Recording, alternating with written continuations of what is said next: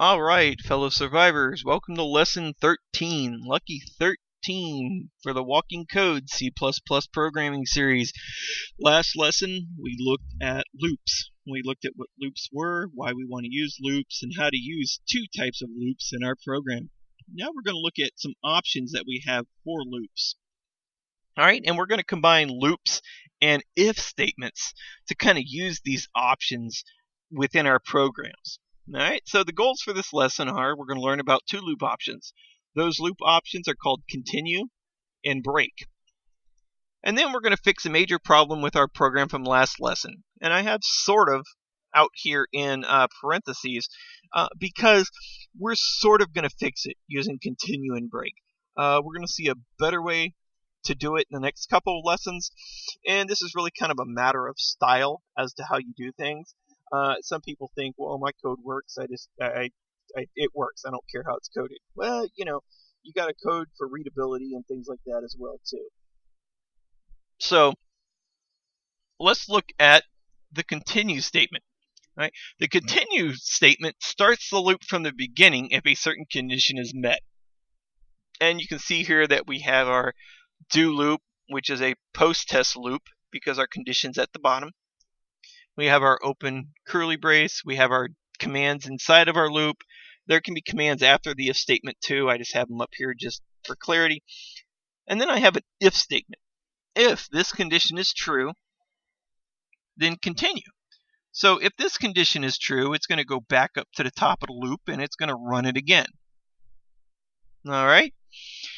I have while, and then I have condition is true. And keep in mind that this condition can be totally different than this condition.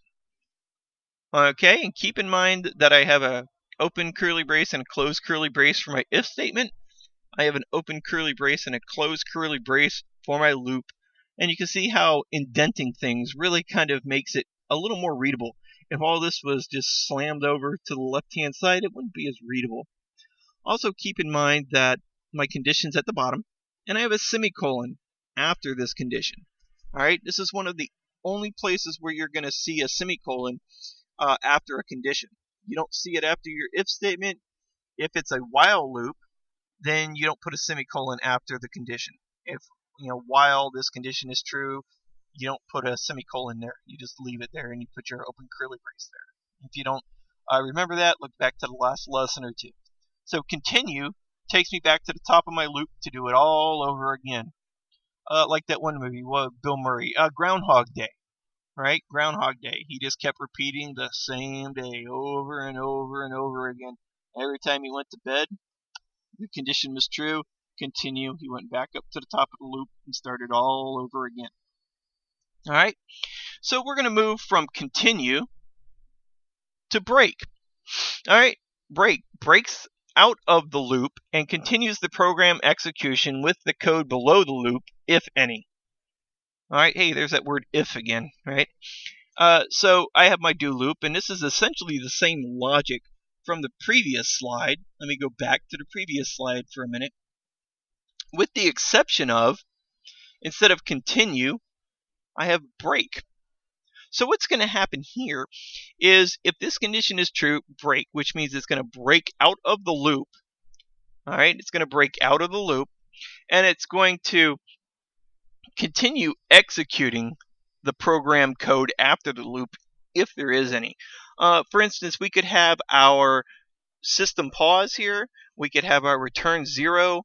We could have 3 million more lines of code after the loop. The break just breaks me out of the loop and carries on with code execution. All right? Totally cool stuff here. And this can get kind of confusing. This is why this isn't used a whole lot in industry, is because this can get confusing. It's hard to tell where your loop ends. Somebody might miss this portion of code here.